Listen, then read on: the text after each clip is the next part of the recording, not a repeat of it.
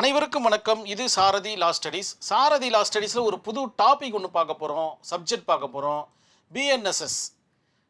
இதற்கு முன்னாடி லேபர் லாவை நம்ம கம்ப்ளீட் பண்ணியிருக்கோம். பிஎன்எஸ்எஸ்னால் ஃபுல் ஃபார்ம் என்னென்னு பார்த்தீங்கன்னா பாரதிய நகரிக் சுரக்ஷா சன்ஹீதா அப்படின்ற ஒரு பெயரோட வந்திருக்கு. இதற்கு மாற்று என்னன்னு பார்த்தீங்கன்னா, இதற்கு முன்னாடி இருந்த ஒரு ஆக்ட் எதுன்னு பார்த்தீங்கன்னா, சட்டம் எதுன்னு பார்த்தீங்கன்னா சிஆர்பிசி அப்படின்னு இருந்துச்சு, கிரிமினல் ப்ரொசீஜர் கோட் அப்படின்ற மாதிரி இருந்துச்சு.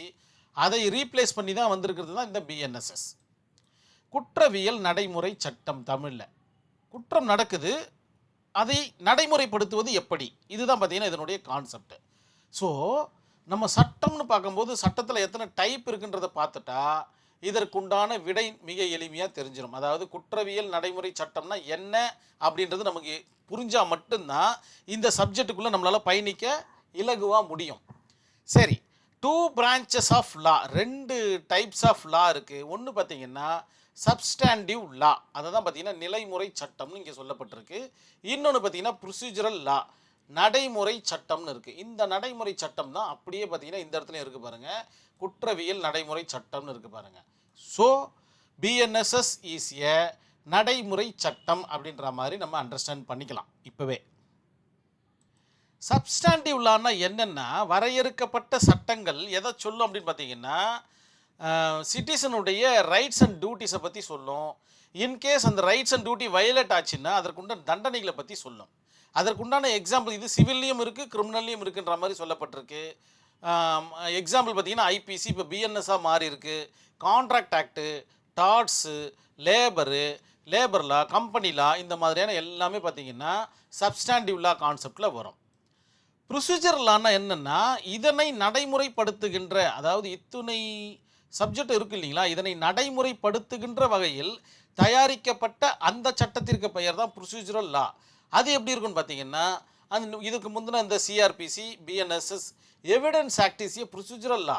அதே போல் சிவிலில் பார்த்தீங்கன்னா சிபிசி, சிவில் ப்ரொசீஜர் கோடு, இதுவும் பார்த்தீங்கன்னா ப்ரொசீஜரல் லா. இந்த இடத்துல தமிழில் மிக அற்புதமாக எழுதப்பட்டிருக்கு. நிலைமுறை சட்டம் சப்ஸ்டாண்டிவ் லா என்பது குற்றங்களையும் அதன் தண்டனைகளையும் மற்றும் தீர்வு பற்றி விரிவாக கூறுவது ஆகும். அதே போல் நடைமுறை சட்டம்னா என்ன, ப்ரொசீஜரல் லா என்பது குற்றம் நடந்த பிறகு அல்லது உரிமையை மீறப்பட்ட பிறகு எவ்வாறு நீதிமன்றத்தில் வழக்கை நடத்த வேண்டும் என்பது பற்றிய சட்டமாகும். இதுதான் பார்த்தீங்கன்னா ப்ரொசீஜரல். நம்ம எல்லாருமே பார்த்தீங்கன்னா ஏதோ ஒரு ப்ரொசீஜரோடு தான் நம்ம நடந்துக்கணும். ஒரு காலேஜுக்குள்ளே போனால் அதற்கென்று ஒரு ப்ரொசீஜர் இருக்குது, அதற்கென்று ஒரு சட்டம் இருக்குது.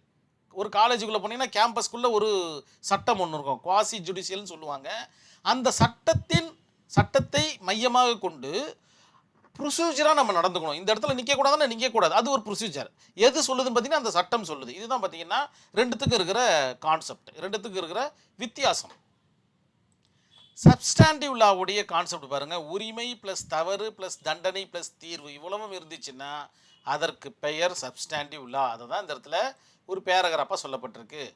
ப்ரொசீஜரல் லான்னா என்னன்னு பார்த்தீங்கன்னா, நீதிமன்றத்தில் வழக்கை எப்படி நடத்துவது.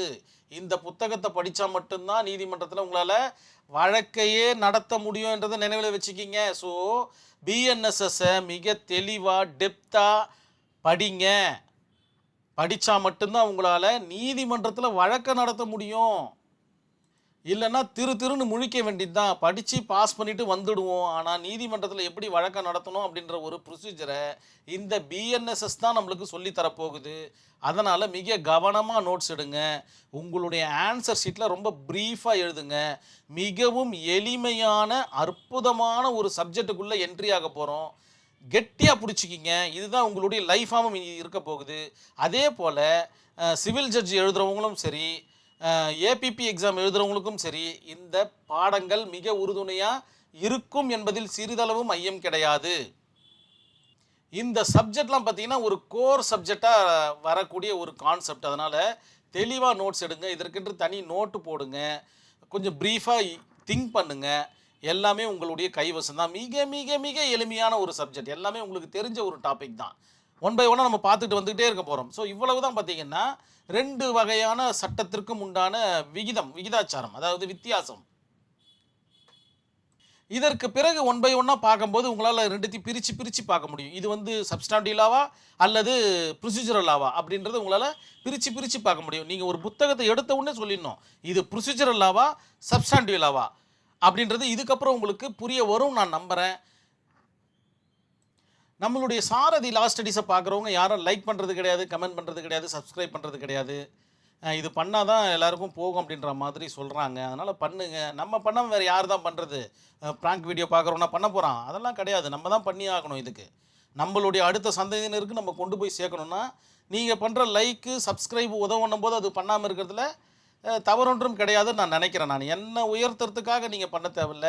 இனி வரும் சந்ததிகளுக்கு உபயோகமாக இருக்கட்டும்ன்றதுக்காக தான் நான் அதை சொல்கிறேன். நம்மளுடைய சாரதி லா ஸ்டடீஸில் ஒரு வாட்ஸ்அப் குரூப் ஒன்று ரன் ஆகிட்டுருக்கு.